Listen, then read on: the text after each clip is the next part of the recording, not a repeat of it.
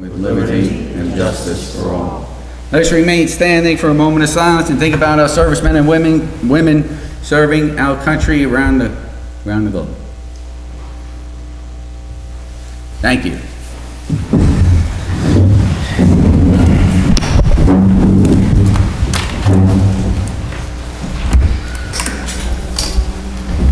Welcome to the Village Board meeting. Today is Monday, October 1st. Next Village Workshop meeting will be Tuesday, October 30th, Gate Night 2018. And the next Village Board meeting will be Wednesday, note the change, Wednesday, November 7th, 2018. Anybody have any conflicts with the date changes on the board?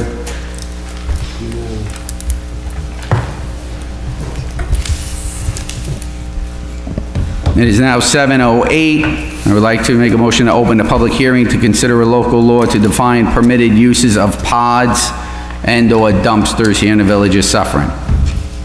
Have a motion? I'll make a motion. Second. All in favor? Aye. Aye.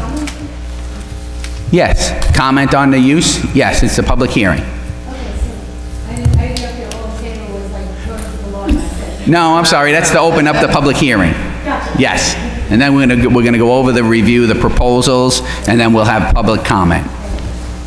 Thanks. Yes, Mr. Magrino. Okay, good evening, Board.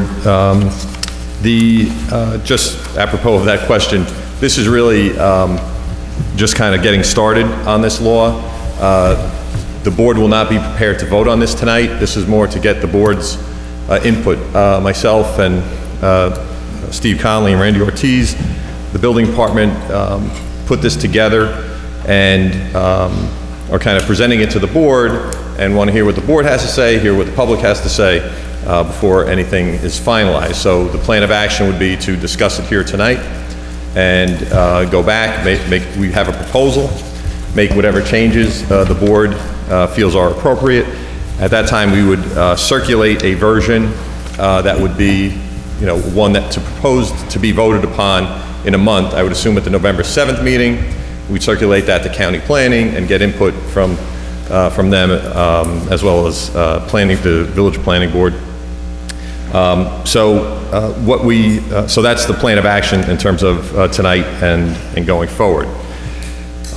In terms of temporary storage containers or pods, I can tell you that the town of Clarkstown earlier this year passed a law with respect to pods.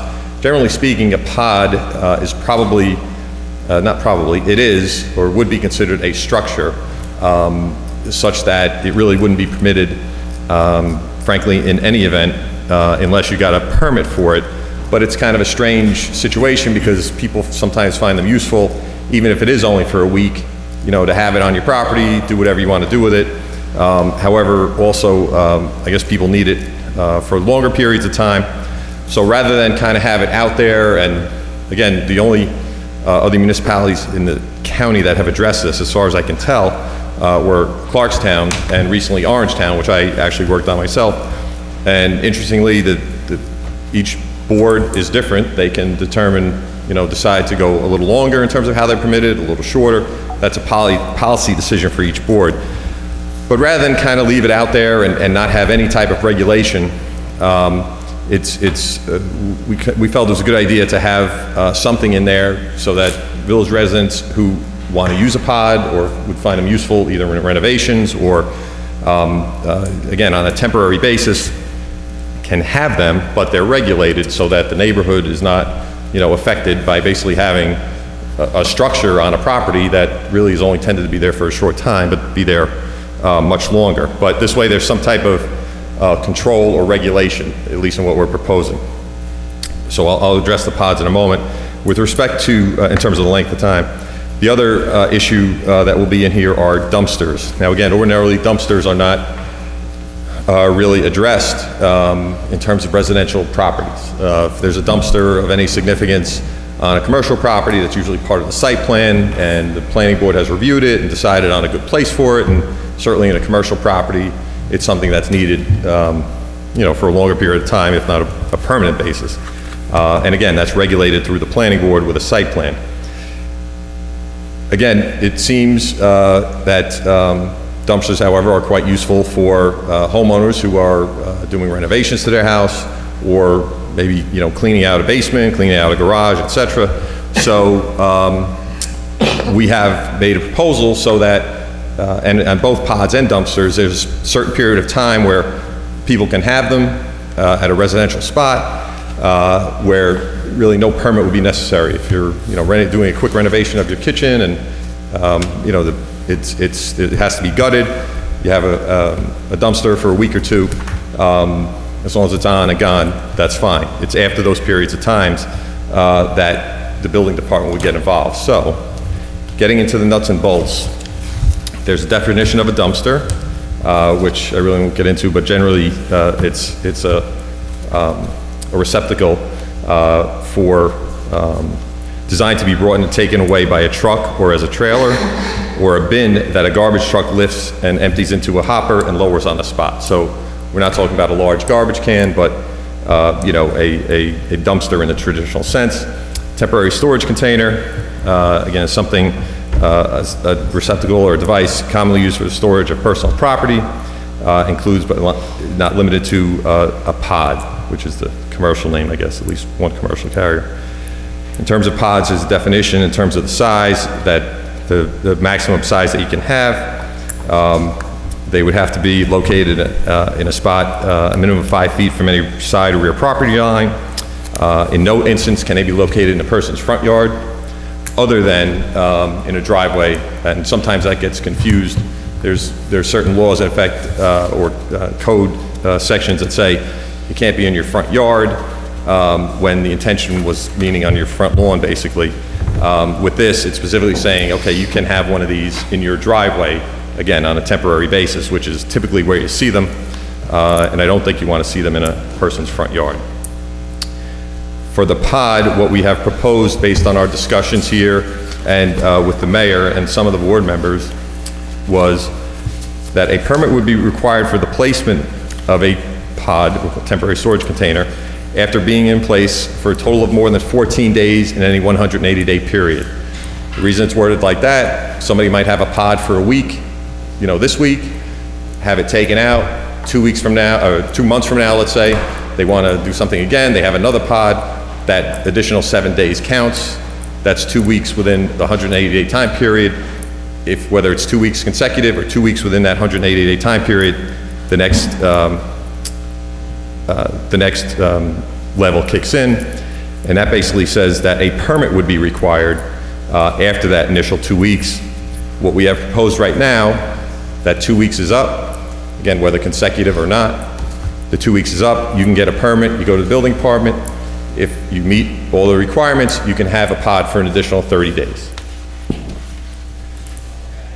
If after that 30-day time period, and this is kind of one, and again, it's up to the board how it wants to go on this, a person is doing, that's whether you're doing renovations or not.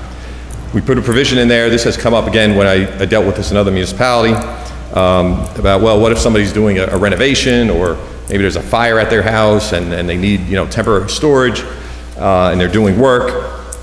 What we proposed is after that, you have the 14 days, then the 30 days with the permit.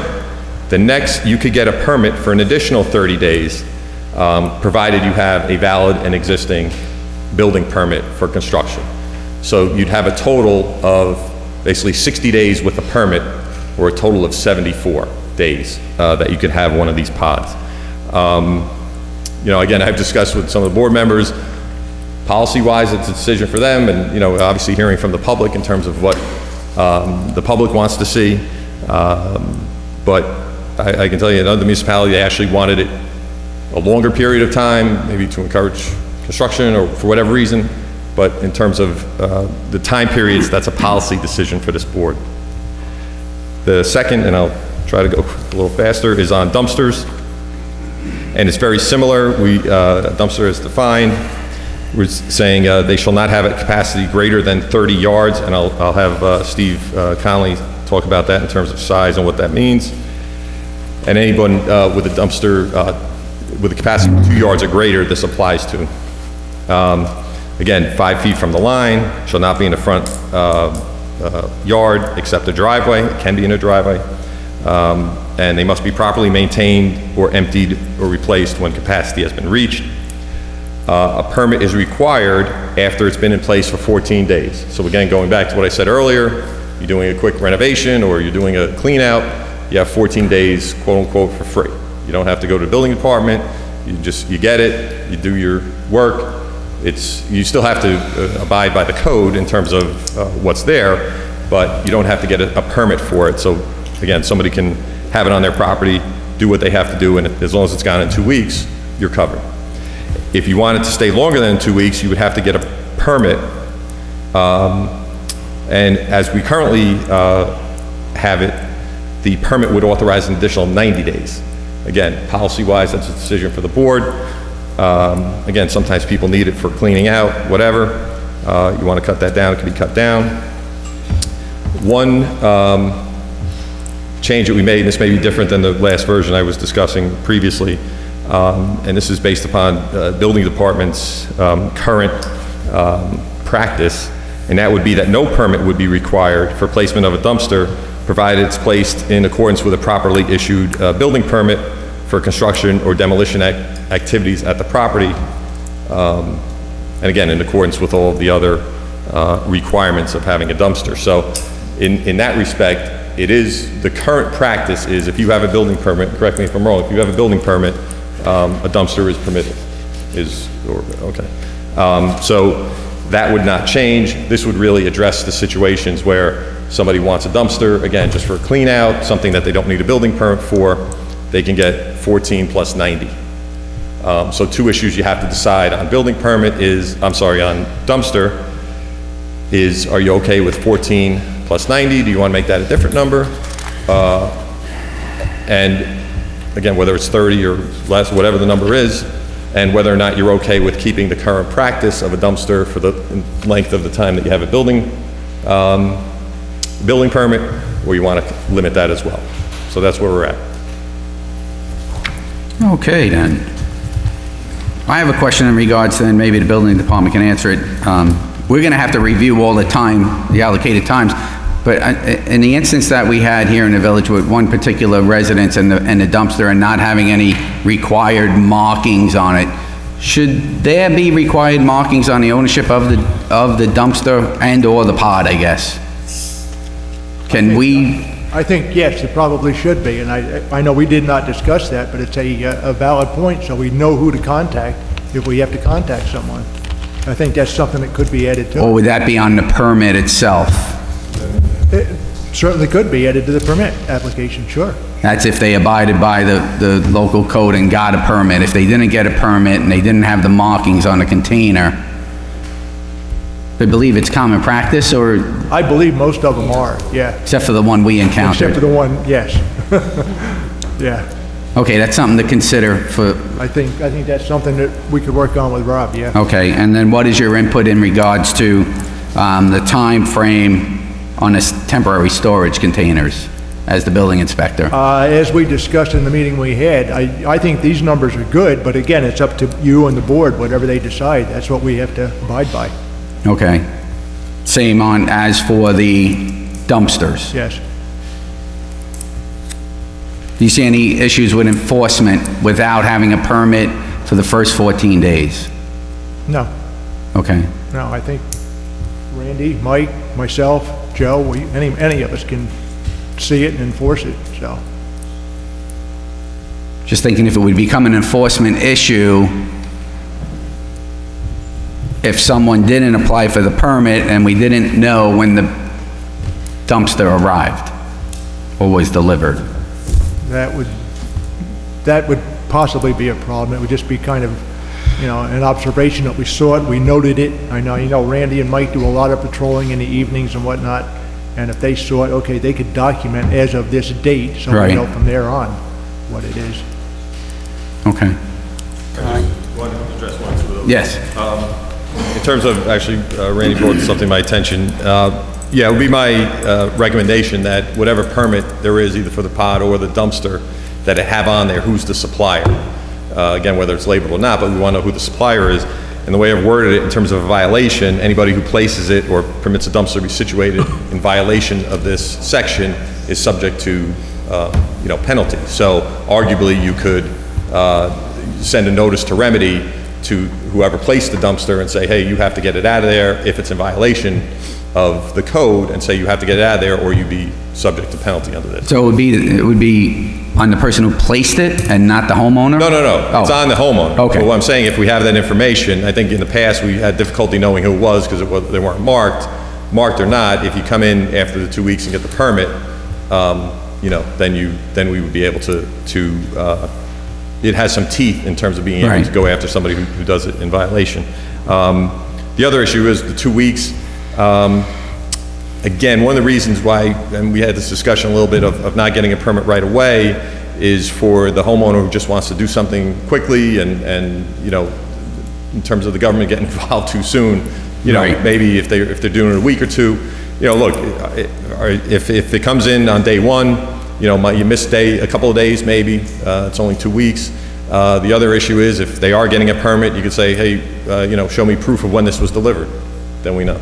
Again, we're not shifting. Right, we just don't want to have an over-regulation of it, but at the same time, we want to have regulation. Right, and again, control, actually. Can somebody maybe instead of get 14 quote-unquote free days, can they get 16 or 17? That may happen. Right. But, I think that on balance, and again, this is more policy for you, but on balance, you don't want to also go after a person, who's just putting it on for a week or two, and, for a quick renovation, they might, not realize it, you know what I mean? I think once it's there, building department says, hey, by the way, if this is here past X date, you got to get a permit, then they'll know either, okay, good, I'm getting rid of it, or I'll go get the permit.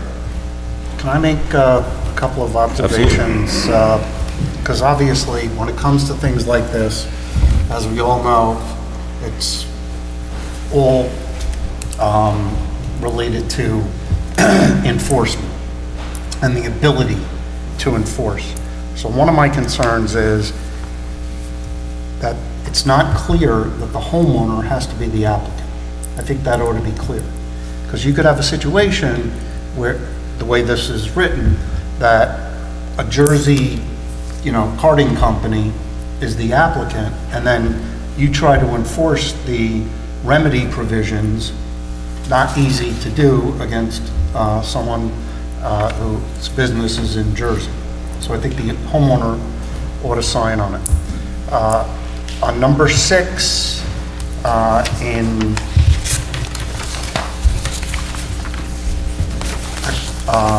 particularly Q for dumpsters, was that a no? I think we ought to make it clear that not only are they subject to a fine, but revocation of the permit. With regard to number 4, you could definitely see some people getting cute. It says, no permit shall be issued for another dumpster for the same residential lot until 2 years from the issuance of a previously issued permit, except if the ownership of the lot changes. Well, you could have a situation where you have a husband who's on the deed and gets cute and says, okay, now I'm gonna put my wife on the deed, or an individual on the deed, okay, now I'm gonna put it in an LLC. So language, that I think takes care of a related individual or entity or something along those lines ought to be considered.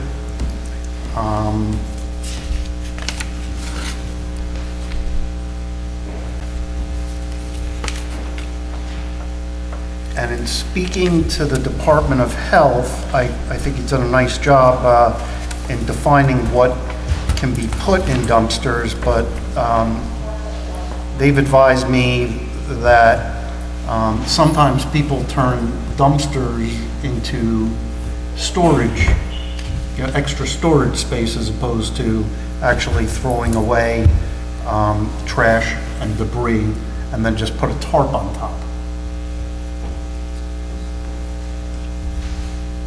Those are my comments. Yeah, the only, I certainly agree in terms of regarding revocation of permit. On the ownership, you know, I'll look into some language on that. My thing is, I don't want to, you know, forsake the good for the perfect.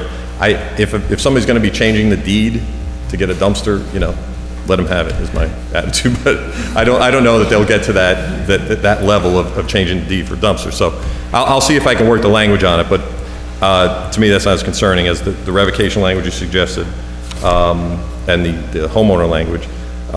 In terms of what's placed in there, I mean, again, I'm not sure how you have regulated it in the past. Have you come across issues of kind of storage other than the one other than building, you know, if they don't have building? Wouldn't it fall under the definition?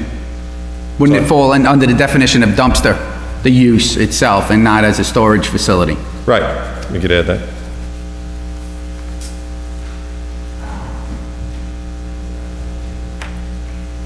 Yeah, we can make those changes. Okay, is there anyone from the public that would like to speak? Please state your name and address. Jim Genatino, 2 Memorial. Why wouldn't we issue a temporary permit for the 14 days so that the people who are enforcing this will have a list of who has the temporary permit? You can use orange as opposed to red on the regular permits, and driving by, they can spot it. And they'll know it was given out on the 1st. It should be gone by either the 7th or the 14th. Don't charge them for that permit. Charge them for the ultimate permit, whether it's 30, 60, 90. What are you saying there, Mr. Giannatino? We can't hear you. The 14-day permit. Issue a temporary 14-day permit without a charge. So you're tracking, you know who has the dumpster. Okay, yeah. And when they ride around, make it a different color, orange, green, whatever you want to make it. They'll see that it's there. They'll have a list. They'll know what date it was issued. They don't have to just keep riding around constantly looking for these pods or dumpsters or whatever. And then when they get the permanent one for 30, 60, or 90 days, you issue them the normal permit, whatever that fee is going to be. Or if they find out that they need additional time, that they convert the temporary to... You know, I'm sorry, I'll just try to address them one by one maybe. That issue came up. My only concern with that is, as I said, this is really one of the few municipalities that has something like this. So I think most people who are going to do some type of renovation or get a pod are not aware, and it might almost be a little off-putting to kind of have to get it ahead of time. Like if you have it and then they come up and say, hey, by the way, you're good for the 14, and then, you know, and then get the permit, but that's, you know, that's your call. We can make it that you get it ahead of time. I mean, we could do something to, considering it, you know, through education, just like everything else that we have that residents are unaware of. It's just through a matter of education and notification, but we'll take that into consideration. Hi, Judy Klein. I actually own a small portable storage company, a family business. In our experience, most people don't have them more than 6 months. I can tell you right now, more than 2/3 of our customers are under 6 months. Why do they need them? They need them for restorations if they've had a flood. They need them if they're moving. They need them if they're doing construction. And if you know any quick construction jobs, let me know, because I'll pass along that recommendation. But I'm wondering if you're finding this to be a really big problem in town, because we're finding that people don't overextend their stay. And I'm thinking if a dumpster is included in a building permit, why wouldn't a pod be covered under the same sort of thing? Because it's the stuff you keep and the stuff you toss. It's the same general purpose that you're using these things for. So if a dumpster is included, it should feel the same for the pod. Also, if you are thinking along those lines and you're only permitting one of those units in a driveway, that becomes a problem for somebody who has a flood. And half of their stuff is going into the dumpster and half of their stuff is they want to save. Do they have are you talking about a flood and the pod? No, I'm talking about a flood in their home, like if you live on No, I understand that. But you're talking about a pod, people utilizing the pod if they had a flood. Yeah, if they have a flood. Can you remove the pod and bring it to a storage facility? Some companies can, Some yes. companies can, Yes, okay. not all Do of you- them. do you- But that is an additional expense for the homeowner. Every Okay. time you transport it, it costs them money. Right. So if you need a dumpster for the things that you need to toss, while they rip out half of your sheetrock and do your reclamation, you also need a place to store the things you can save that you want to protect. So if you have a driveway that's one car width, and you need to put the dumpster in, and then you need to put your car behind that, where are you going to put the things you want to save? So now you've taken away the front lawn option as well. If somebody is going through this isn't their favorite, most happy moment. They're not ordering a pod because it's a wonderful thing. Yes, they are if they're moving or if they're doing construction, but if they've got a restoration job to do, this is just making it more difficult for them. And, you're catching people at a really bad time, and now you're saying, oh, but you also need a permit. So if you're doing construction, I think it's a great idea to include it along with the dumpster as part of your construction permit, goes in your front window. Everything that's going on in your house is not going to be, making your neighbors so happy. It's all going to be somewhat unsightly. But it's all part of the same general process with a great outcome in the end. So part of a construction permit, it would seem to make sense. If you have a flood and restoration, you might need both, so giving ample room for both of those things would be beneficial for a homeowner. And the part about the 2 years, that you can only have once in 2 years, I honestly don't think anybody's going to get cute and start changing the deeds of their homes in order to get a dumpster. But what may happen is you may have a flood one year, and then the following year you say you want to do your floors, and you're going to need a unit again. You may, the following year, decide you want to renovate your kitchen. So it seems a little bit arbitrary to say you can only work on your house every 2 years. And one of those times may not be your choice. Right. Okay, understood. Sounds good. I'm happy to be a resource for anything you need. Okay, do you live here in the village? I live in Montebello. We've been Rockland residents for 32 years. Our business is in Congers, and we do a lot of work around here. Okay, all right, great. But Thank not you for real your- long periods of time. All right, Under 6 thank you. months. Thanks. Is there anyone else that would like to speak on pods and dumpsters?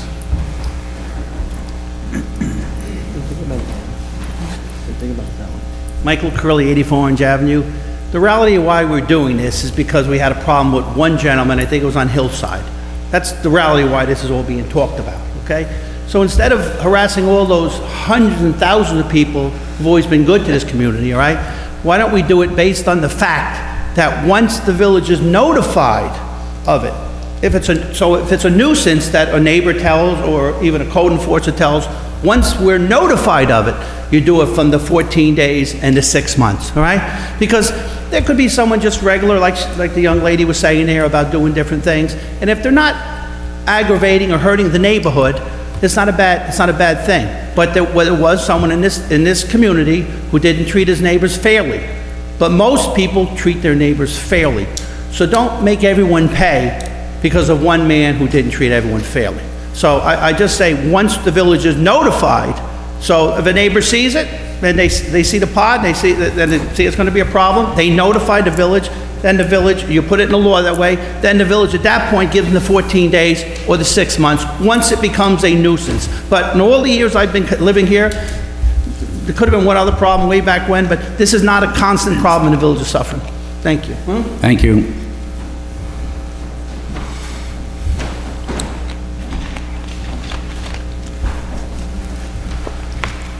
I'm married to Judy, David, and we work in the business together. Just one other point that Judy didn't make that I think is important. People lose the use of their driveway, typically, on most homes, when they have a container there.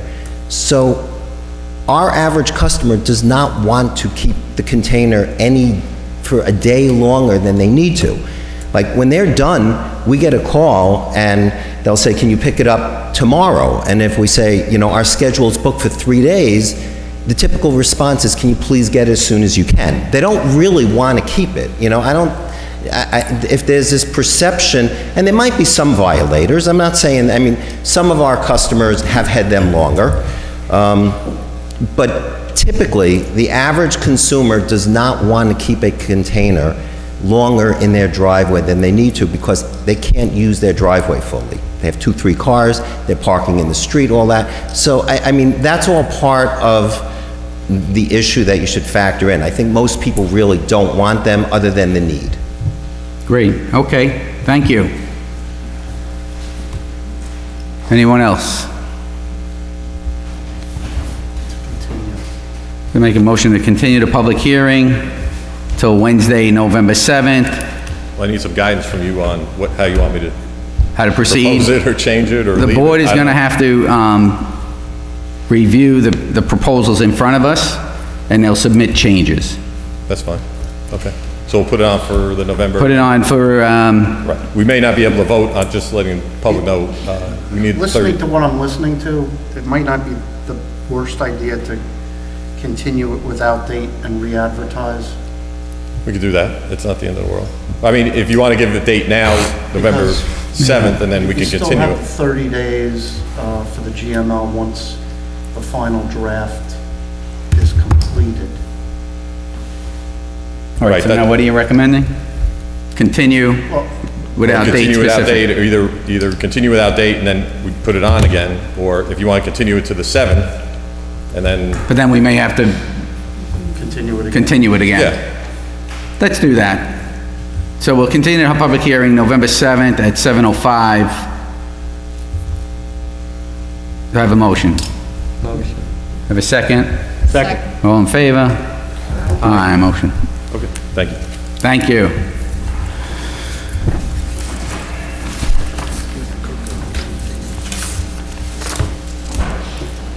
What did I say?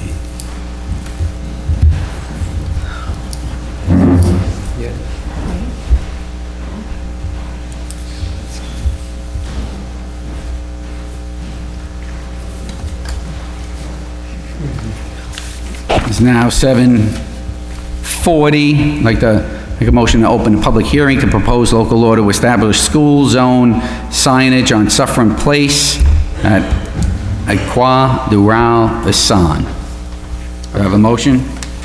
Motion. I have a second? Second. All in favor? Aye. All right, I'm going to make this one real quick.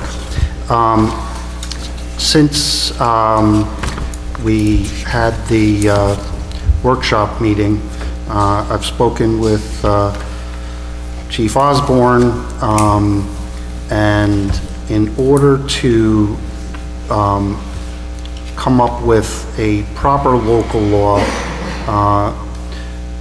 we would have to amend an additional local law than what was being proposed. It would have to also be a 15-mile per, we'd have to establish a 15-mile-per-hour speed limit, and amend that section of the local law.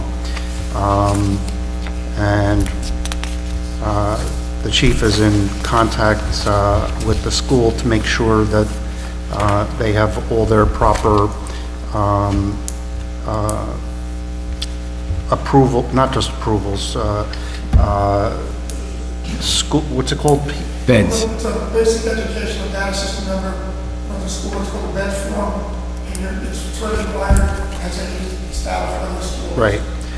So we probably don't want to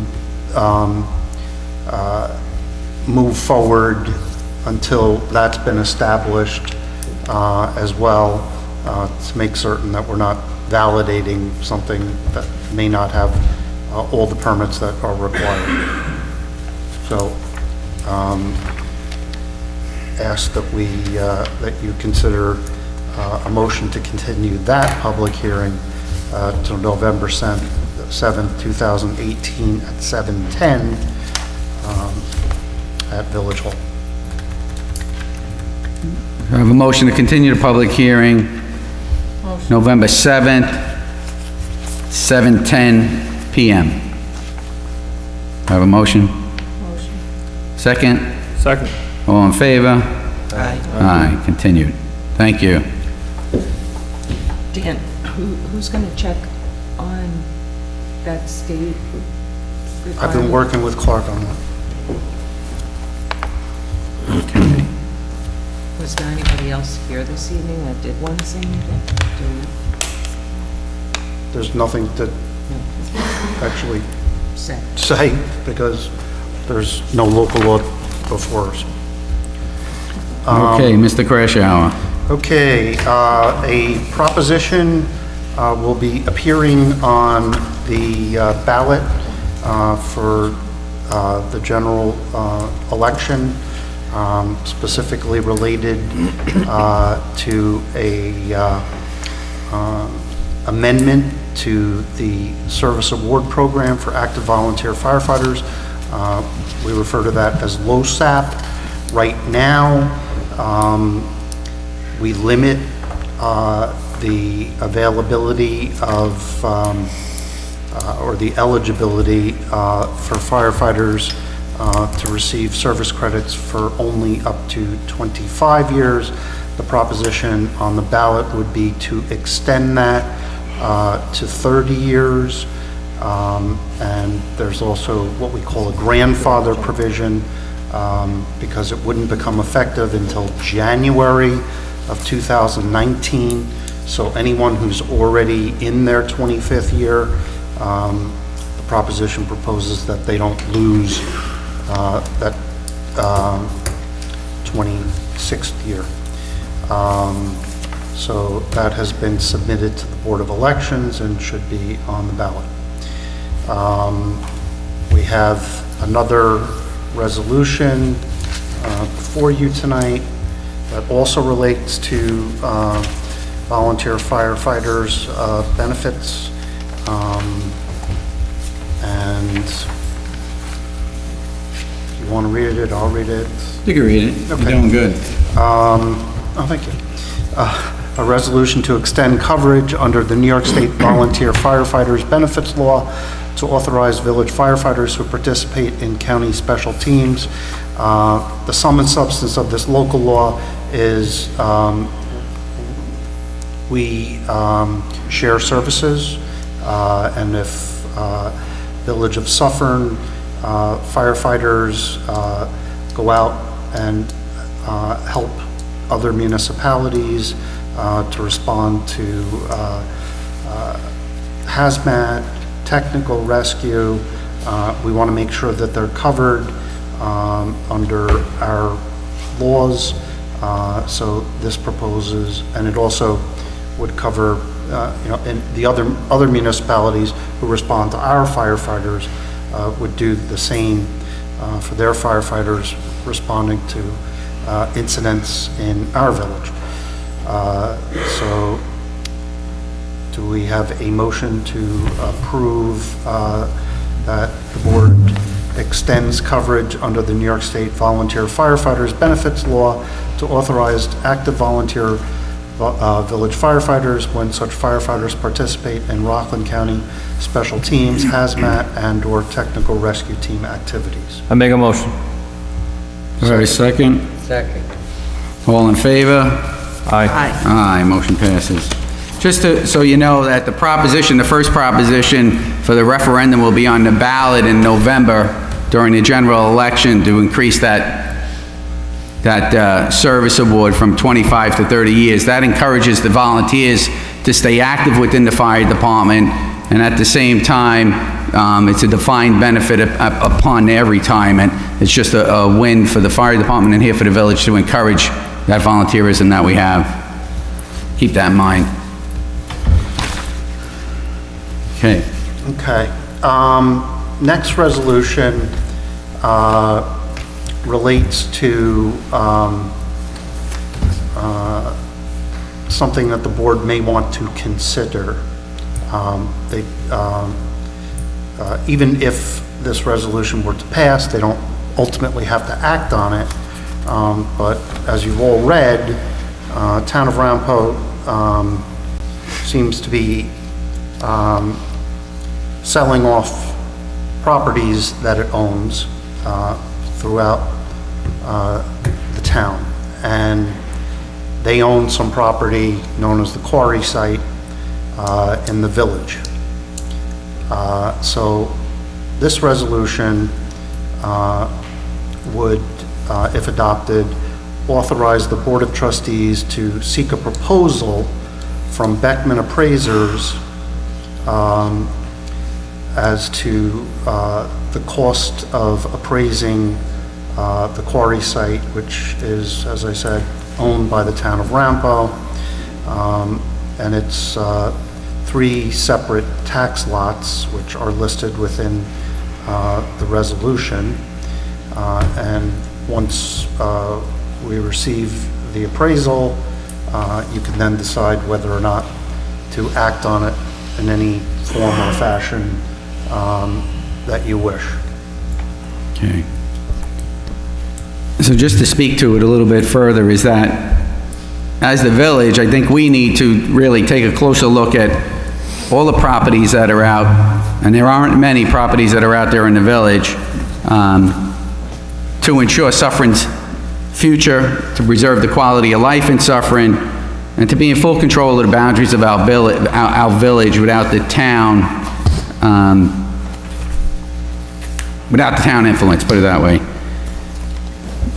If we are able to have control of these certain parcels of land out there, it's just additional revenue stream. It's, water, sewer, tax money that comes in here to the village of Suffern that funds our services. So I think we just really, at this time, need to take a closer look at all of the properties that are out there.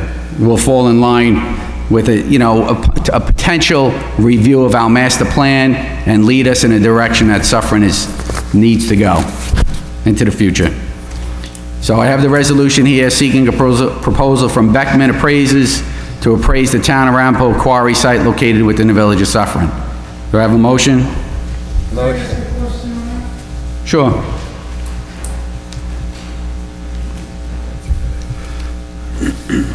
What benefit do we have in spending the money appraising this property? The town of Ramaco can turn around and sell it at will. We control zoning, we all know that. So why are we investing money that we currently have no control over who's going to buy this property? We may not. Yeah, that's not what this resolution does, just to make it clear. Well, I understand you have the option, but what is your thinking on considering even doing this? If we're tied to Ramapo right now, unless they want to turn around and sell it to us for $5 like they got it, which we can't hold our breath. Well, I already got it asked, for $1. and that's not happening. That's not going to happen. I already asked that question. Okay, even if you offered them $500,000, you probably can't get it. So why are we going to spend money appraising property? We didn't spend it yet. We don't know if we're going to. Why are we considering spending it when we have absolutely no control over the sale of that property? But we do have control of the zoning. So if they sell it to someone, we don't have to rezone. You're right, absolutely right. I agree. Do I have a motion? Didn't we already do the motion? No. Yeah, I thought, Who said, who brought forth the motion? I thought we did. All right, I'll motion. Okay, second? Second. All in favor? Aye. Aye.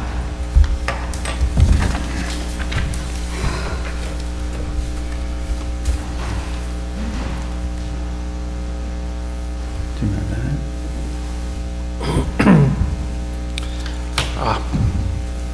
Okay. This has sort of been alluded to tonight. Update on 20 Side Hillside Avenue. I reached out to the head of the real property department for the Department of Health and had a lengthy conversation with that gentleman. He was very helpful. He was very aware of all the issues, not only that exist presently, but which have occurred for decades at this point at that property. The individual who now owns the property, effective as of June, has been living in another municipality with a friend, and somewhat ironically or consistently, that friend had their property cited for violations a mere few months after this gentleman moved in with the friend by the Department of Health. And I believe Thursday, a hearing was held. I have not followed up to find out what the result of that hearing was, but they were going after his friend for the condition that property is in.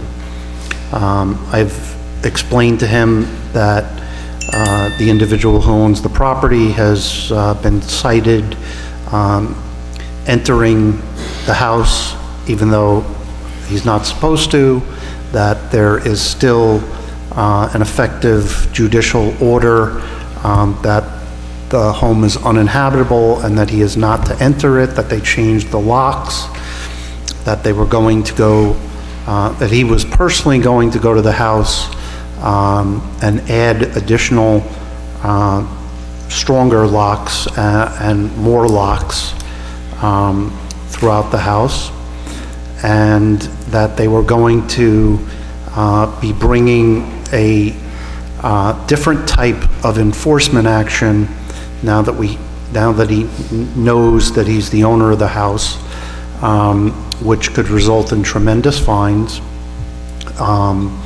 and that there were two Rockland County agencies working at cross purposes. One was the Office of the Aging, which was helping this gentleman to avoid losing the house to tax foreclosure by the county, and the Department of Health, which was trying to keep him out of the house. So he also assured me that he'd be reaching out to the Office of the Aging and trying to get them on the same page.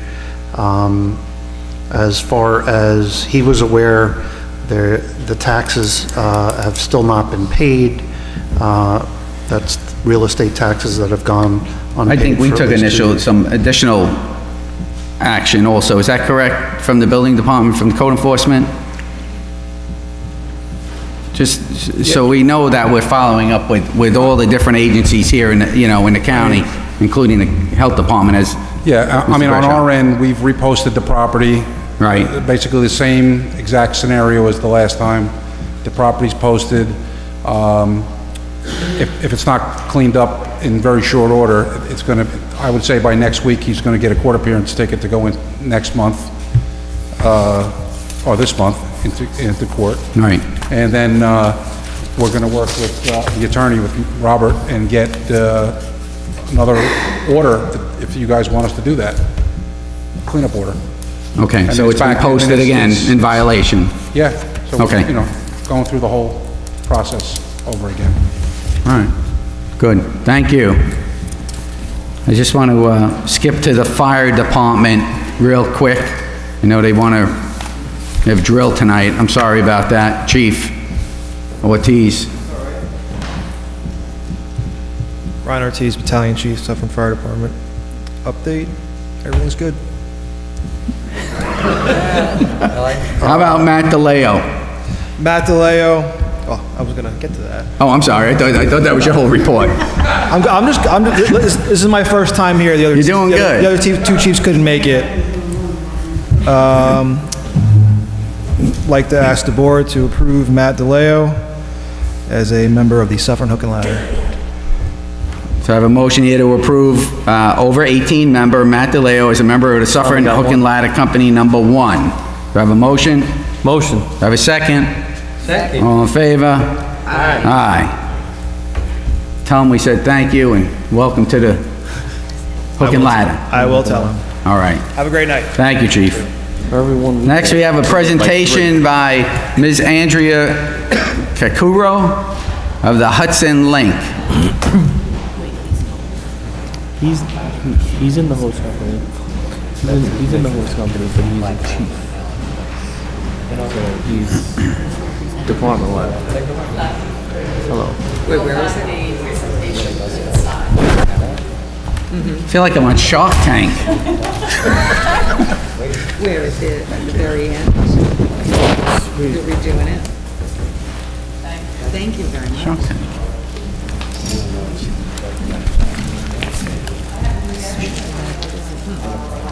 Would anyone like one presentation? Go ahead, walk over and grab the presentation.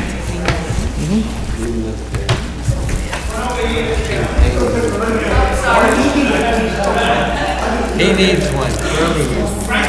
Credit card, business card, stuff for yourself. He needs one.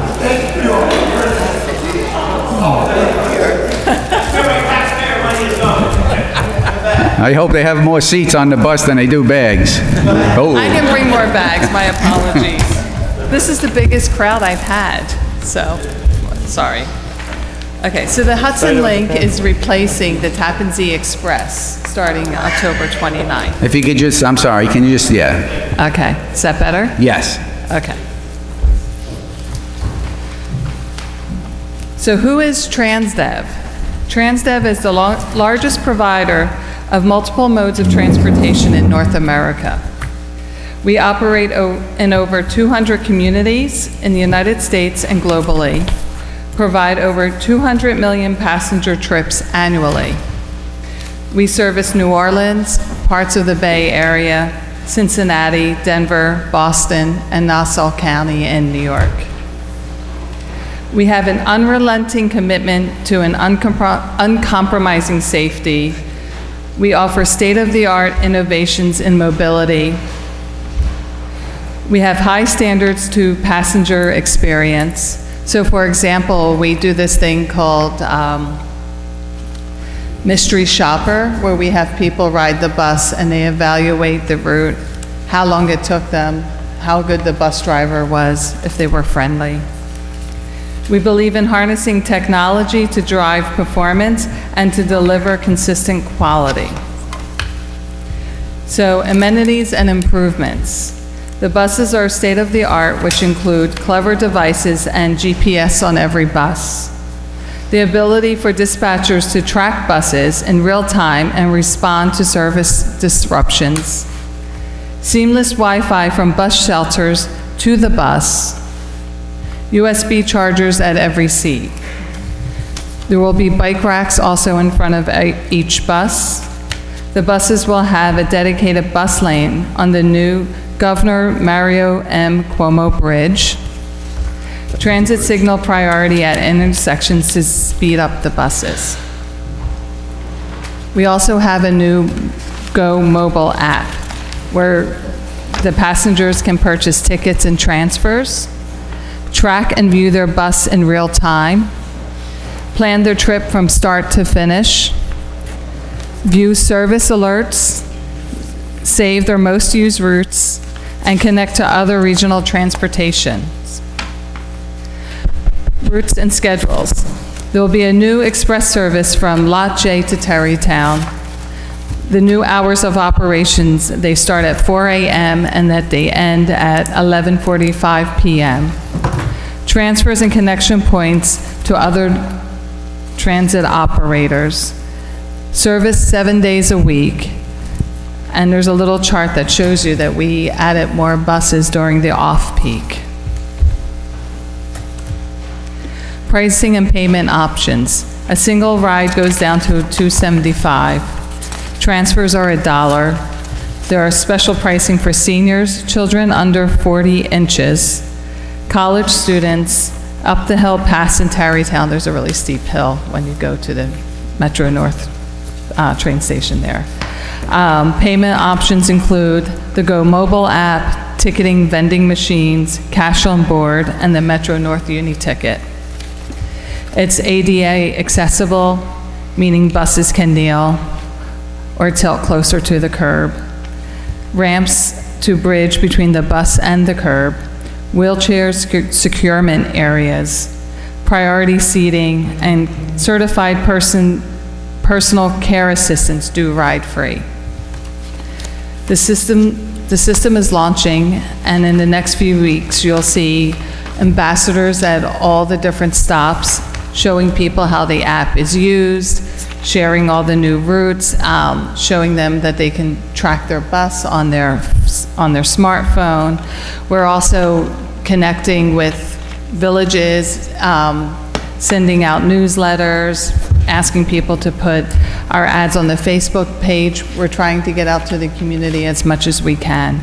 We were at your street fair a few weeks ago with a booth sharing more information. And the service begins on October 29th. Any questions? Be able to put that link on our website? Okay.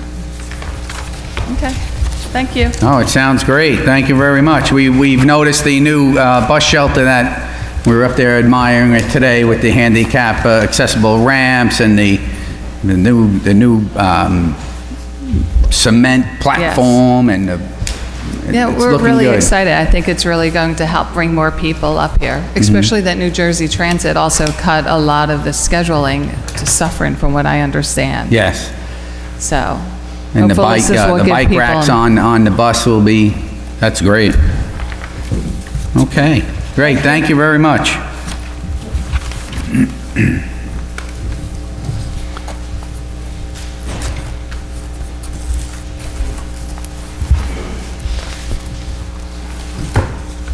Grant writer, Mr. Fred Rella.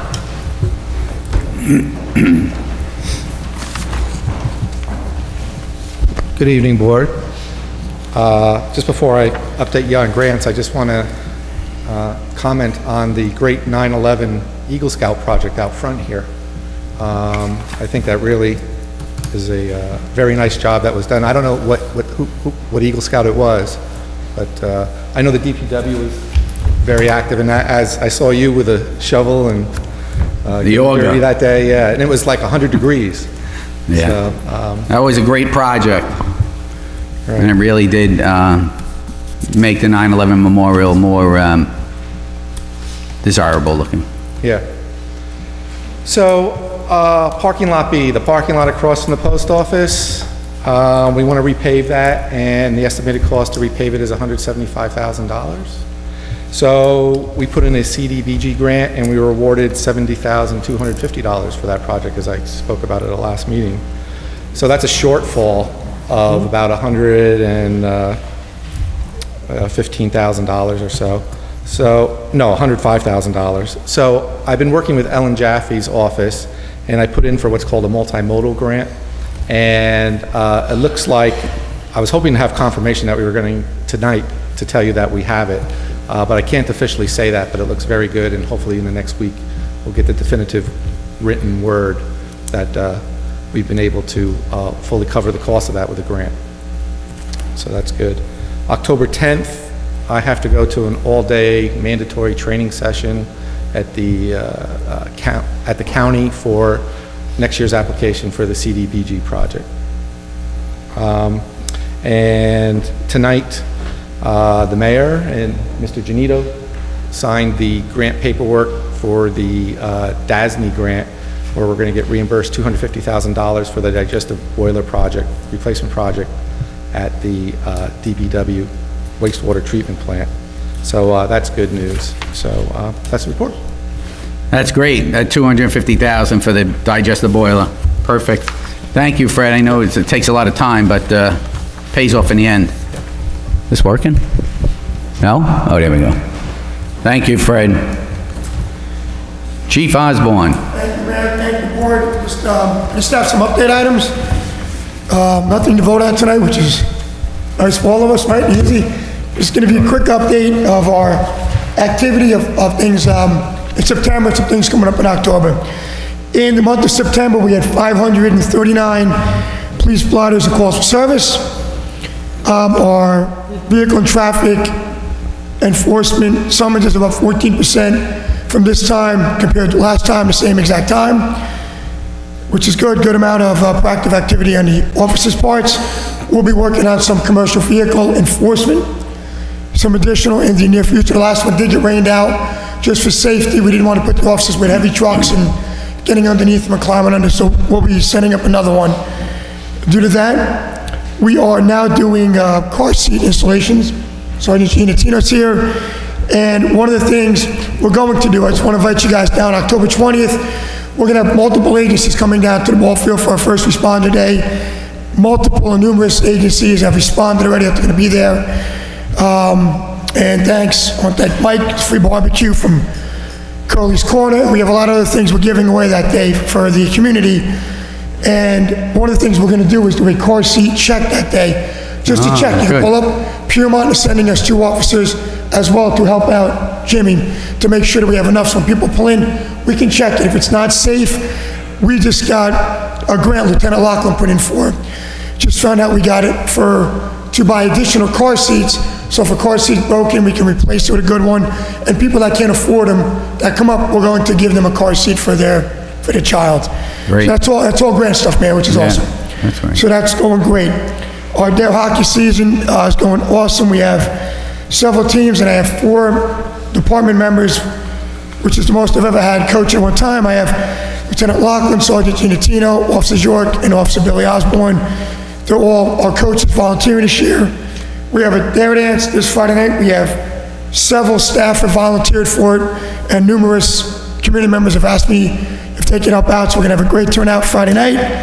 And we recently purchased, and I spoke to the mayor and Dan, and I want to thank you for helping us with this, a drone. And the drone is here. We put it into testing mode the other day, and from the ball field, we were able to take it over to 17 and 287 intersection, all the way to Mile Wild with a really picture-clear photo opportunity. So it's great for investigative purposes to use it. And we purchased that through asset forfeiture funds, so it didn't cost us anything, the taxpayers, which is great. So, and that's it. Which is one thing I want to stress. I don't know if people even realize. Every so often I mention, we're a prescription drop-off location 24/7 here, so people can bring unused prescriptions. We have like a mailbox downstairs. We take it to the sheriff's department, and they dispose of them. There's only a few departments that offer that in the county regularly. We're one of them. So it's full pretty much every time we go down and check it. So I just want to make sure the residents know that they can drop it off here. Great. And that's it. Great, thank you very much. Thank you, ma'am. Hey, Chief, just be careful with piloting that drone. I think Ramapo lost theirs in like a week that they had it. Well, I'll tell you one thing we did, Joe. From stories of hearing other departments, we have what we call a locator. We actually put it up to Hilburn as far the maximum up to the Suffern from the ball field, and we could barely see it, and you push the button twice, locator, and it comes over, and it flies at a certain distance. It goes to 200 feet, it drops, and it comes to where you took off, and it lowers itself out, and your landing gear comes out. It's actually very big. It's got it has aviation lights, so it's a very solid unit. But for investigative, we were able to see the traffic. Right. So if we have an accident or somebody lost or anything, we can send it up and take a look. So Nice. which is good. So. Great. But yes, Thank you. Thank you. Audience participation. Like to open it up? Is there anyone from the audience that would like to speak?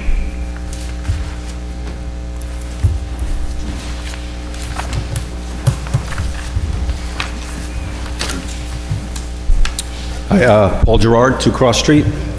I just wanted to start by giving a shout out to the village on a great street fair a couple weekends ago, and especially to Mike Curley, who topped it off with a great outdoor little band and activity going on outside. It was really great, so thank you for that. If you don't mind, I wanted to jump ahead a little bit on the agenda because I see that under trustees, we have a topic about parking permits. Towards Trustee Bertolino, I noticed that you've expanded the resolution of helping hikers get discounted parking permits by including a proposal to offer free parking to seniors. I understand that you received some criticism for offering a benefit to non-residents, but not proposing any benefit to the residents of Suffern who work hard to provide for themselves, their families, and pay their taxes to run the village. So, I think it's a good sign that you're willing to accept that criticism and feedback and be willing to address the concern. I think it's a good addition to to address the seniors in this area. But I do have... I wasn't aware that I was under criticism, so. Well, okay, well... Okay, we'll take that into consideration, the hiker's permit and the seniors. Well, it seems like you have. Yes, we have. Yeah. But I do have a question. Why is there such a concern about the hikers? And are they complaining about the lack of parking or the cost of parking? They're getting tickets, they've been getting ticketed. So we're trying to promote more hikers into our area because we do have the trailhead and to try and bring them into the village. So we don't want them to have a bad experience coming here and getting ticketed because they don't understand how to get a ticket, where to get a ticket, and Parking also to provide a permit would make it a lot easier that they could purchase one time so that they can hike at any time and have parking right across from the trailhead. Okay. Do we really expect hikers to pay an annual fee for parking? I mean, I do hiking myself. I know a lot of people do it, but after you do a trail 2 or 3 times, you want to move on to another trail. I'm just curious why somebody would pay $48 to probably hike here a couple times and then move on to somewhere else. I mean, I'm just not sure it's going to address the issue, if it is an issue at all. But why Lot D? Because it's right next to the trailhead. Okay, but I thought one of the incentives we wanted here is to get the hikers to maybe, when they're done off the trail, they go back to their car, maybe they walk into the village, maybe they want to stop and have a sandwich. That was the original inquiry from the New Jersey, New York Trail Conference and people in the Chamber of Commerce, trail people that frequent the village. All of that information was taken into consideration, and having them at the same time park, do the trail, then come back and walk through the village. That's what we're trying to expose the hiker to. Exactly what you're saying. If I can say, we're also looking into signage information where we can put it in Lot D to bring the people into the village so that if they need supplies, want to come to a restaurant, we want to put signage. So that's like something we're talking about now. This is the first step to try and get the people to come here. Okay, but Lot D is right by the trail. I mean, they're going to get in their cars and leave. I mean, There's going to be signs. Hopefully there'll be signs directing them, maybe putting a list of restaurants, a list of shops, something along that to direct them to a location. Well, how about to enhance the shopping experience in the village. How about That's promoting the village of Suffern. That's what we're trying to do here, promote the village of Suffern to increase the activity here in the village. Yeah, but I can't see why they wouldn't just get in the car and leave. I mean, why I don't know. It's up to the person. It's up to the hiker. Well, why wouldn't we put them in Lot A or where? Okay, we'll consider, it's all, we're developing this now. Okay, because, they are hikers. They don't mind walking a little bit further. There you go, right. So, I think that would get them into the village. They could walk a little ways through the village to get to the trail, and maybe walk through the village to get back, and you got a much higher chance of them stopping and, like I said, spending some time here and some money. I thought that was the whole point. I thought it was to get them to come into the village. And we're developing signage now, some type of map of the village to bring them in so that they know what is available in the village. And like you said, they don't mind walking, so I don't think they'll have a problem walking from the Lot D. Okay. All right, I just, I look forward to the day when, I think this is, it's a topic, but I'm longing for the day when trustees can, come to these meetings with some, important topics that residents really want to hear about. The topics that really concern them, like the fact that the cops and the DPW are operating under an expired contract, or, you know, the mass exodus that we have in this village of longtime residents moving out because it's getting too expensive to pay the taxes here, or their concerns about who's buying their houses. You know, these are real issues that I think we should be talking about, but tonight, I guess, you know, Gina and Frank are going to talk about parking, so hold on to your hats, folks.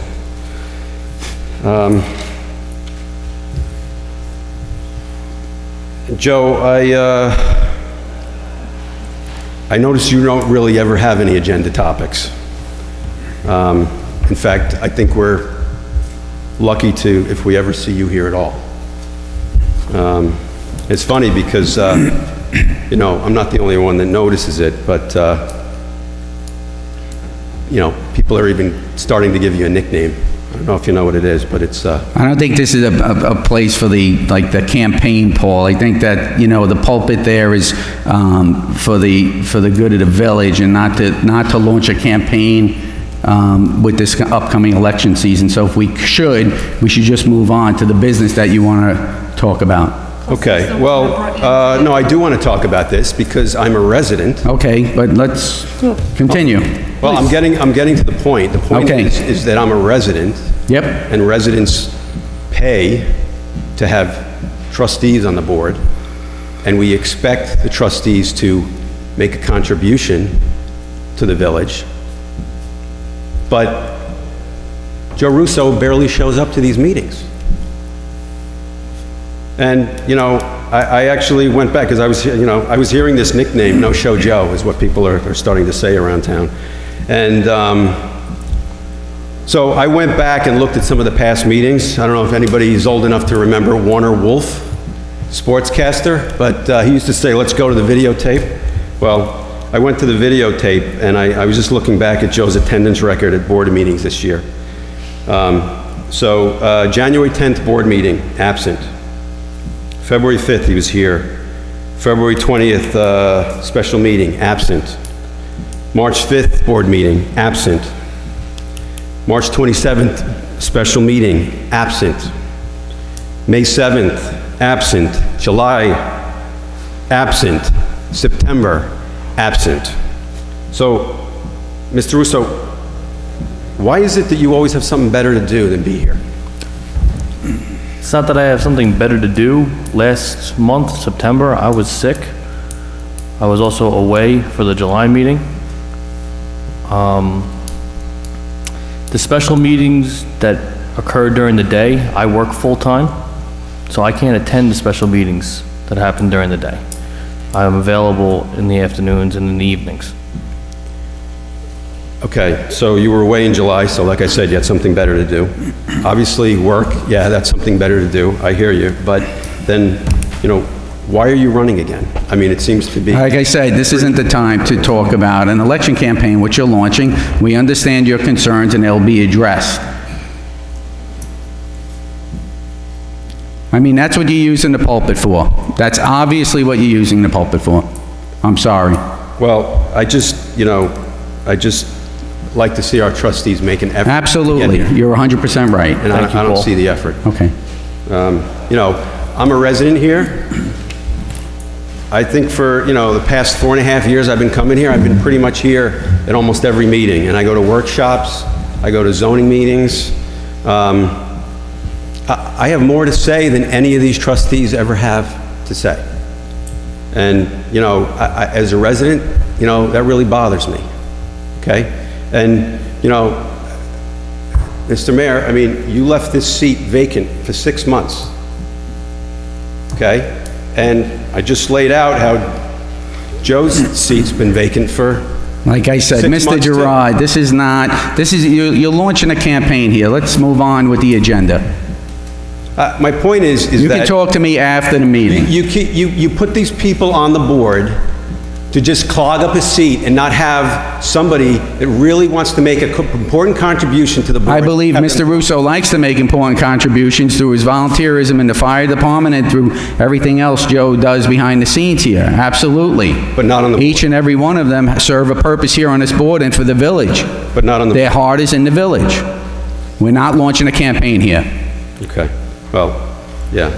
And you know, it doesn't surprise me that you changed the date for the next meeting to be after the election. That's common practice here in the village of Suffern.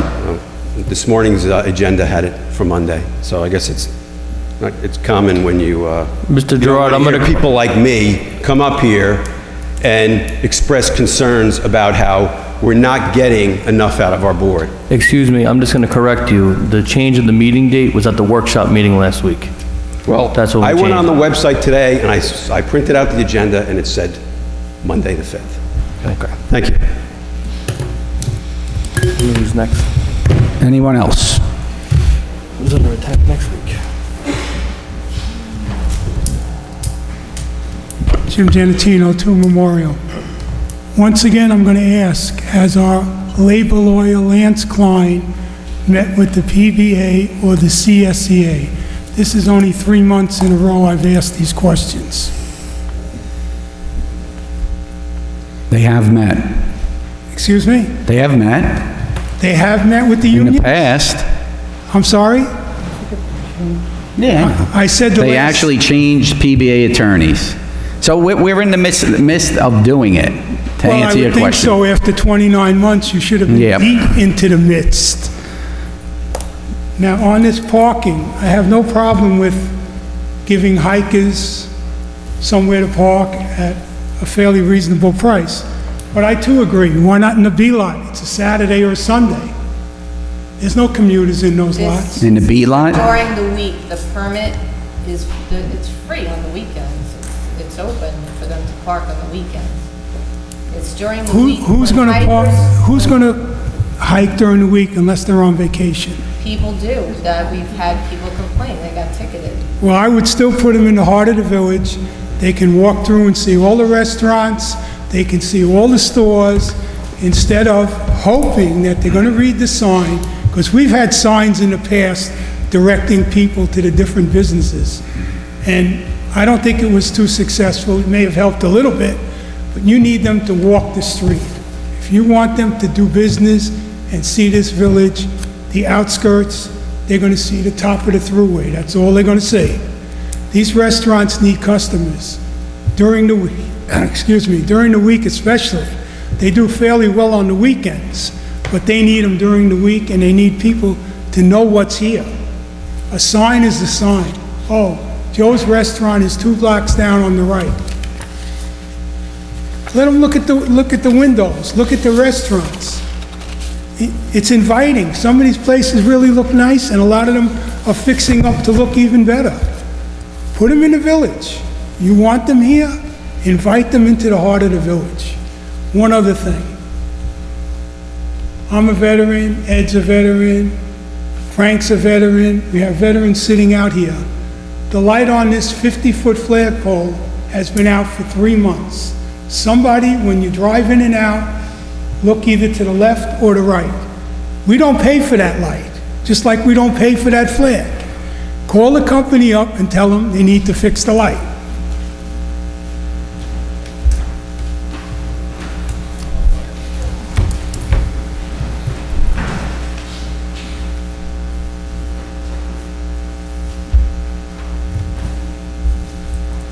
Tim McInerney, 8 Pavilion Road, Suffern. On a happy note, I spent the last 4 weeks in the village, mainly in this building. I got an awful lot of help from Amy, from Ed, from Daniel, and from Frank in some of the projects that I've been doing. One was the monument. We were able to get the sidewalk done. The other was for the painting and the removing of the cross arm. We also got one done for Memorial Drive, in which we were there with the Legion and stuff to dedicate it. There's a few other plans that we're gonna do, if I can get it passed and done. So I just wanted to thank them. I also wanted to thank the DPW, because they spent a lot of time with that. In the pouring rain, They trimmed all the stuff out. I know they get paid, I know they work in the rain, but they did an excellent job, so that the contractor could come in the next day and redo the whole thing, you know, the cement and everything. And it came out pretty good. So on a happy note, I wanted to thank them. Like I say, I know sometimes I can be a real crimp when I'm here, but we're able to get the words right for the monuments, for the plaques and stuff like that. And that's how, I guess, myself, being in the corporation, was able to reach out and get the help. So I thank you very much for it. You're welcome. It's been a pleasure working with you.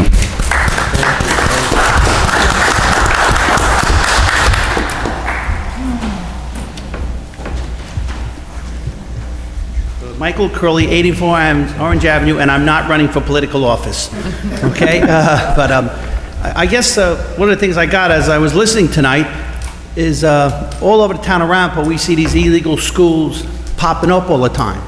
Well, actually, we have one in Suffern now. You just pointed out they don't have their state number, so they can't be a school. And they shouldn't be a school if they're not, and that should be enforcement done quickly, or give them some special permit.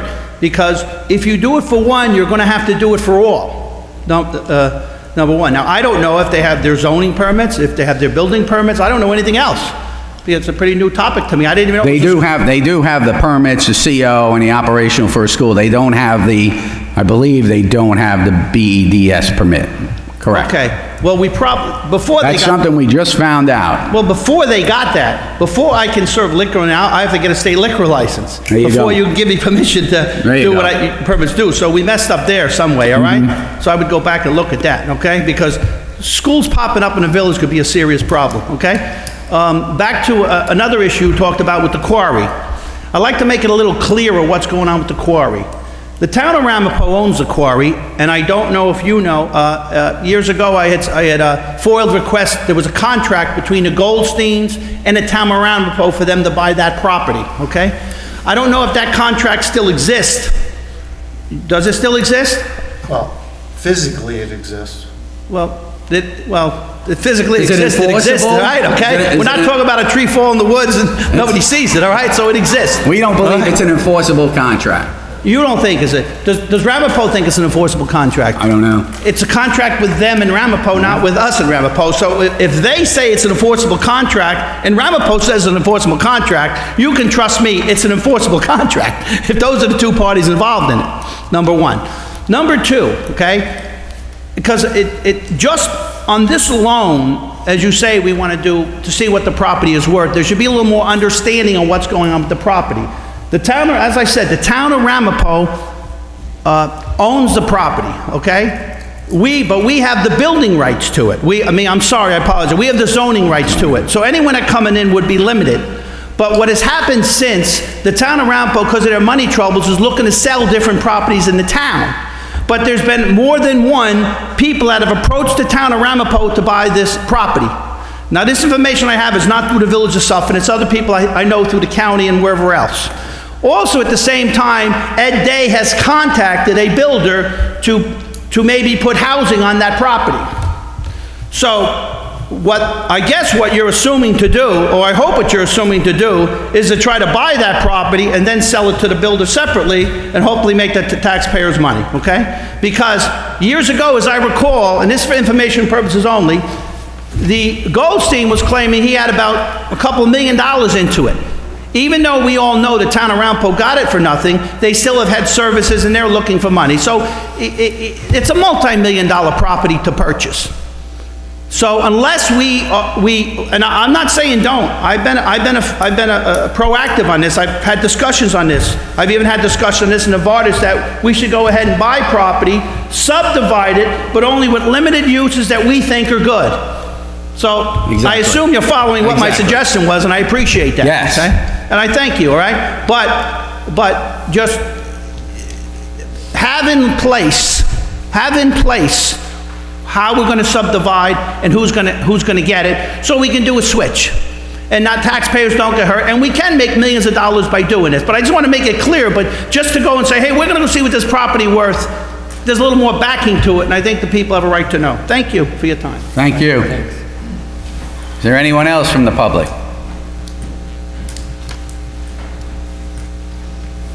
Okay, then. I have a resolution here authorizing Laura Flaherty and Amy Paffenroth to attend New York State Archives Workshop for Local Government Records Management on October 16, 2018, at no cost to the village. Do I have a motion? Motion. Do I have a second? Second. All in favor? Aye. Aye, motion passes. I have a motion to accept the minutes from the September 4th regular meeting of the Board of Trustees. Do I have a motion? Do I have a second? Second. All in favor? Aye. Mr. Janito, Treasurer's Department. Mayor, just as a quick update, we filed the New York State annual financial report with the state. It's known as the annual update document. That has been filed in the audit for 2018. The independent audit is well on its way. They've completed the field work, and now they're in the process of working with us for the final publication of the financial statements, which we expect will happen probably within the next 4 to 6 weeks. So we're on board with that very well. The one resolution we have before you tonight is authorizing capital project number 2018-001, which we entitled the 2018 B Sewer System Improvements Project. Originally, that project was of a certain amount, and the Superintendent of Public Works recommended that we increase the project budget total to $248,780. That means that the grand total of the project will be $1,143,780 to be funded entirely by debt. The original debt obligations or resolutions, bond resolutions, are already in place for that with the amount of money, so we don't need any additional bonding authorization. We simply need the board's authorization to increase the project. So I have the resolution authorizing increase to capital project 2018-001, 2018 B Sewer System Improvements. Do I have a motion? Do I have a second? Second. All in favor? Aye. Aye, motion passes. Thank you. Thank you. Department of Public Works, Mr. Zawicki.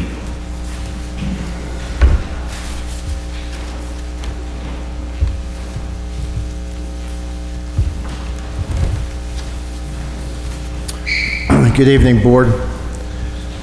I'd just like to provide a update on our paving project. It is scheduled to start next week, and we don't anticipate any change in that schedule at this time. What was that? I'm sorry, Mr. Zawicki. What was that? The paving, our right, the paving update? Roadway improvement project. Yeah. Is scheduled to start next week. What's the date? The 8th or Well, it would something? be the 9th. The 9th, okay. Tuesday is, I'm sorry, Monday is Columbus Day. Right. So it'd be Tuesday the 9th. Okay, great. I am requesting the mayor to appoint Mr. Thomas Martin to the position of laborer, reporting to the Street and Refuse Department starting on October 2nd, 2018, at a pay rate of $17.30 per hour. Thomas Martin is currently a seasonal employee. Okay, this is what we need to do in regards to Thomas Martin. We need to extend Thomas Martin as a seasonal laborer for 30 days. And then from that point, we need to make the appointment. So it's really an extension for now.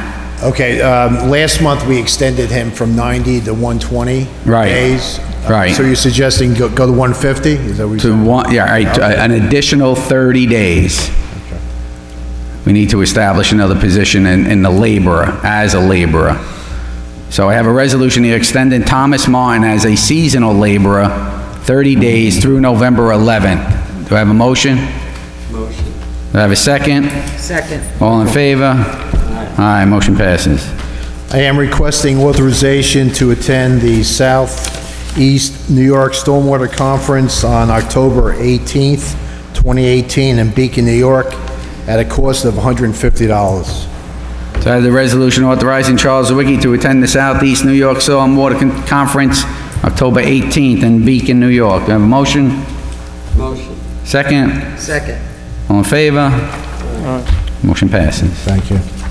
I am requesting authorization for Mr. Aramis Morris and Mr. Dirk DeZango to attend a Grade 3 supervisory and technical operations course on October 25th, 2018 at SUNY Ulster at a cost of $199. So I have a resolution authorizing Derek DeZago and Aramis Morris to attend the wastewater operations Grade 3 supervision and technical operations module, October 25th, 2018, at SUNY Ulster in Stone Ridge, New York, at a cost of $199 per participant. Do I have a motion? Motion. I have a second? Second. All in favor? Aye. Aye. I just want to, you know, these guys are like the unsung heroes there in wastewater, and they're here in the audience tonight. Right there, they're sitting right in the middle. Highly identifiable. Give them a round of applause. And I really do mean it. These guys have done a bang-up job in the last 9 months, and I thank you. I really do. You did a great job. You continue to do a great job in wastewater. Thanks. Yeah, I like to echo that. They have done a great job. Really, Yeah. really have stepped up. Wastewater. I am requesting authorization to accept a low base bid from Valentine Electric, Inc., Blauvelt, New York, for the South Street Emergency Generator Replacement Project in the amount of $317,230. To have the resolution authorizing the acceptance of low bid for South Street Emergency Generator Replacement Project. Do I have a motion? Well, can I say something? Is there a grant for that, or that has to be a bid? That's part of our EFC application. Environmental Facilities Corporation, low interest rate financing. Correct? Right. Yeah. That's correct, that may be eligible for grants depending on what's out there. Right. Do I have a motion? Motion. I have a second? All in favor? Aye. Aye, motion passes. I am requesting authorization to prepare a RFP for the Water Department Communications Project. Bids would be due October 26, 2018 at 11 a.m. Now, this project is very important to the Water Department. At the original facilities they were constructed in early 70s, and that current communication system was the original system. So when we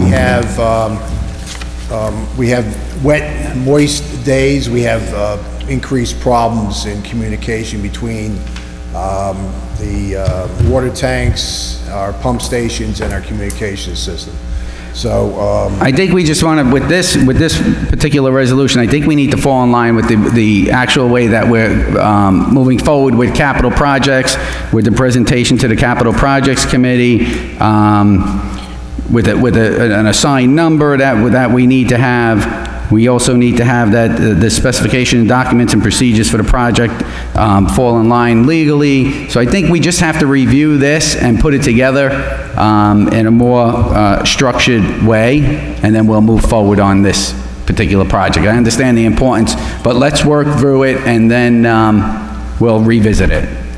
okay. One last item here is the crosswalks. The mayor had made a request to take a look at crosswalks at All Souls Church and St. Mary's Church. Joe Hunt had done that, got together with one contractor, I believe the mayor, did you see the sketch of that, or the Google? Yes, I have some details and some proposals here, and I believe Joe was going to talk to it also along with you. Yeah. So we've been approached by residents and some of the clergy on Washington, and they feel the need for crosswalks, and also going along the lines of the parking stalls. Right. That's right.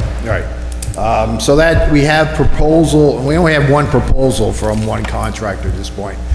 So we'd be looking at,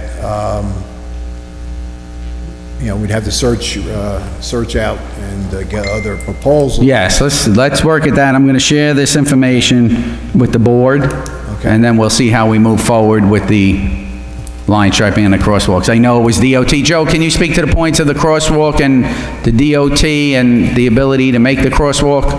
Are you prepared, or?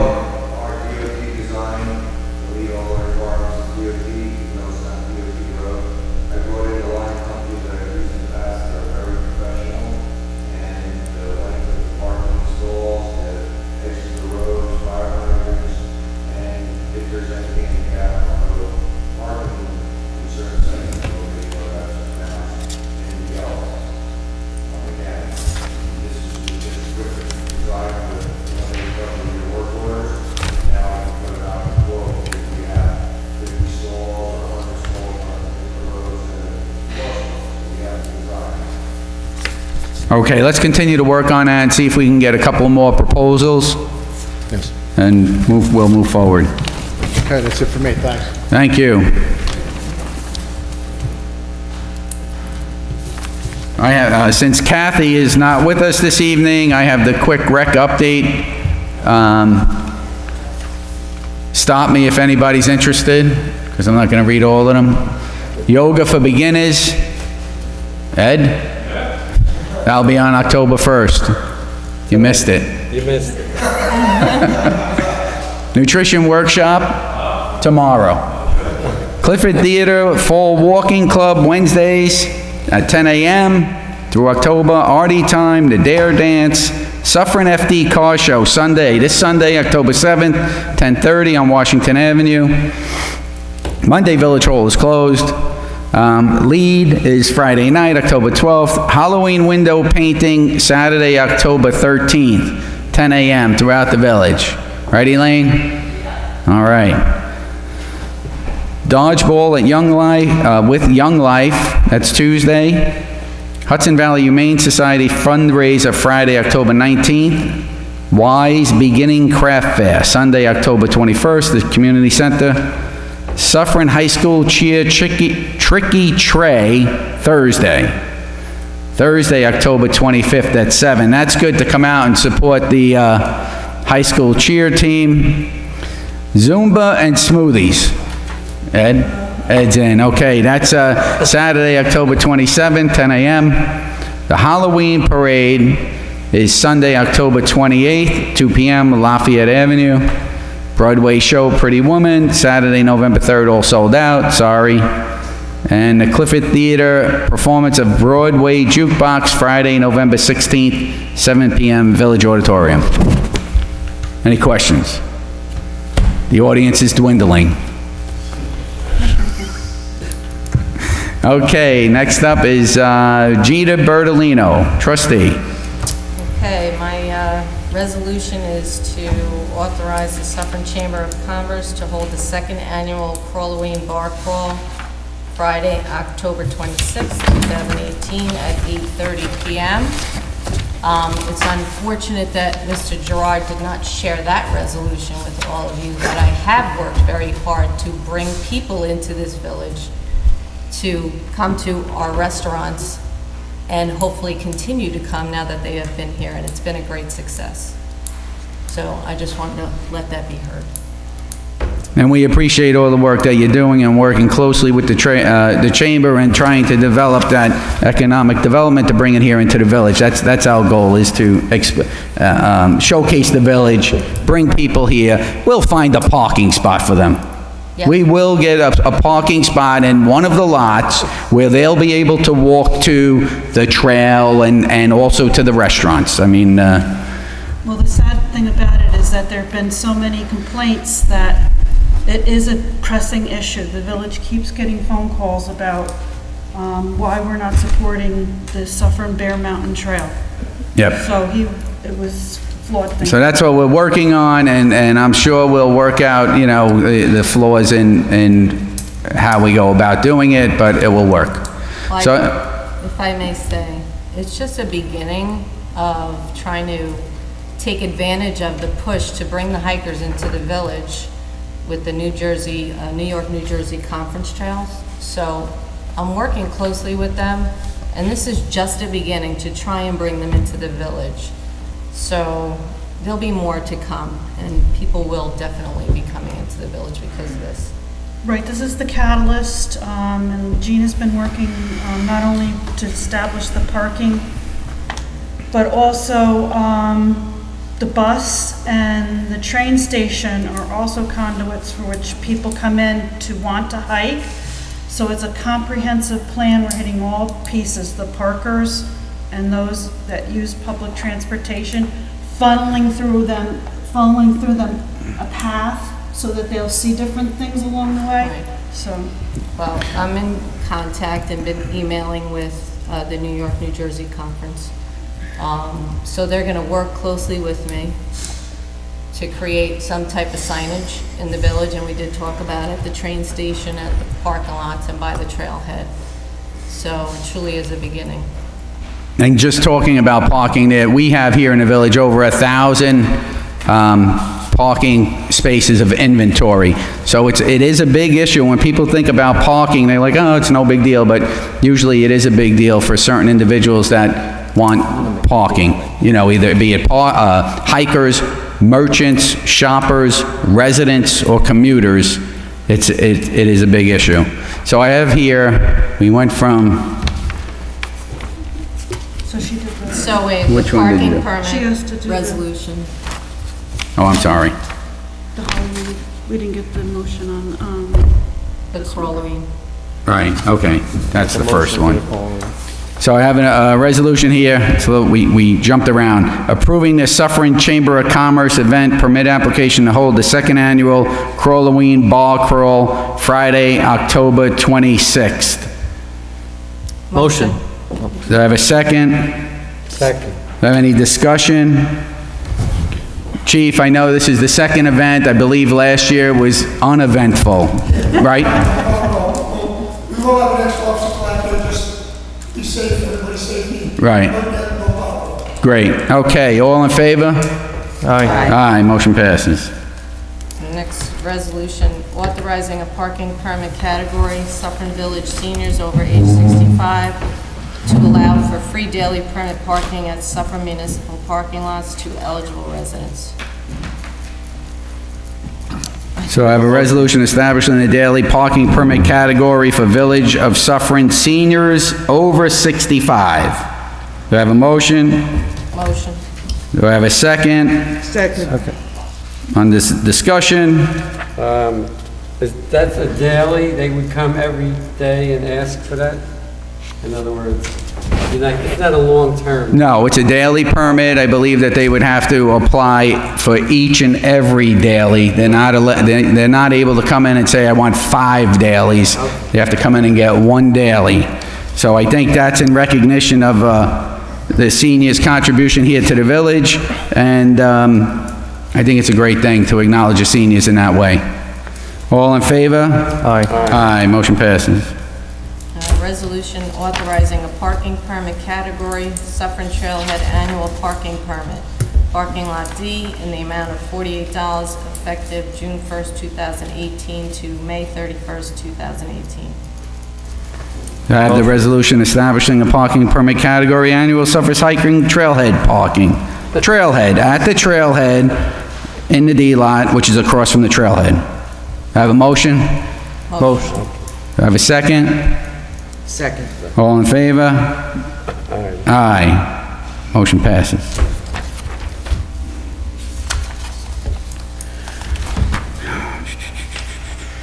Mr. Hagen. All right, before I read the resolution that I have, I would like to mention, as Mr. McInerney already did, we will do something about that light on the flagpole on the building. We've been doing a lot of projects with veterans. I hope the audience that's not here heard all of that. And I would like to recommend at another time, when we have time, to rename Point Park for a veteran, deceased veteran, and we'll have a discussion about it, but I would like to rename that park. Do you want me to keep going on that, or? No, let's have further discussion, but I think it's a great idea. You know, I don't think, further review with the park itself, I don't think we have an actual name. There's no name on that park. I did the research on it. Okay, so we'll continue that discussion and then figure out which direction we're gonna go. I also want to mention, a Girl Scout did I guess it was a service project for the Suffern Lions Club. So we want to thank her. It was Bruce Simon's daughter. And we want to recognize her, but the Lions will do that separately. I just wanted to mention that. What was the project? The mailbox outside the parking authority was atrocious, and she took it and repainted it and put it back and put a new lock on it. That's where we collect used glasses for the visually impaired. We do a lot of projects anyway. That was a nice thing to do. The mayor already mentioned the park outside Village Hall. That was redone, it was fantastic. We have so many projects going on. I just wish that campaign guy would be here, but he's not. I'm flattered by the audience participation. Again, thank you for staying. Nobody else wants to stay. Now I'll read the resolution. The hours for the Suffern Park Authority are going to be changed from 7 to 4 to 6:30 to 4 to make the department more efficient. It'll give more time to do things that you can't do when somebody's standing at the window trying to buy a permit or complaining about something. So she'll have more time to do it. The resolution reads, whereas current office hours for the Suffern Parking Department are 6:30 to 4, whereas a study that was conducted between 2 July and September 28, 2018 determined only 4 customers arrived at the parking department to purchase permits before 7, whereas opening the office at 7 would enable staff to provide additional assistance during peak the office hours of 7 and 4. Now therefore be it resolved, the village establishes the Suffern Parking Department hours as 7 to 4, effective October 8th. That's the resolution. Do I have a motion on a resolution establishing the parking department hours as 7 a.m. to 4 p.m.? Motion. Do I have a second? Second. All in favor? Aye. Motion passes. Okay. I have something. Yes, Mr. Joe. I just wanted to make a statement in regards to a response to Mr. Paul Gerard. As many of you all know, I work for, and I'm employed full-time by Con Edison. That's one of the reasons why when we have any resolutions or any topics regarding Orange and Rockland, I need to step out of the room because it does pose a conflict of interest. Part of my job is being in the emergency department. So when emergencies do happen, I need to be at work, and unfortunately, that does cut into my service here on the village board, but even my family time, being in the fire department, it's all affected. It's not a sob story for anybody. I'm not trying to get any sympathy. It's the career that I chose. But, emergencies, they just happen. If they didn't just happen, then they'd be scheduled work. So I just wanted to make everyone aware that, I do have a full-time job that I try to attend as much as I can here in the village. There's a lot of behind-the-scenes work that I do with the fire department, with the DPW, and with Clerk and the police department. And I am very actively engaged with the rest of the board members and the mayor. I think I speak to the mayor too much.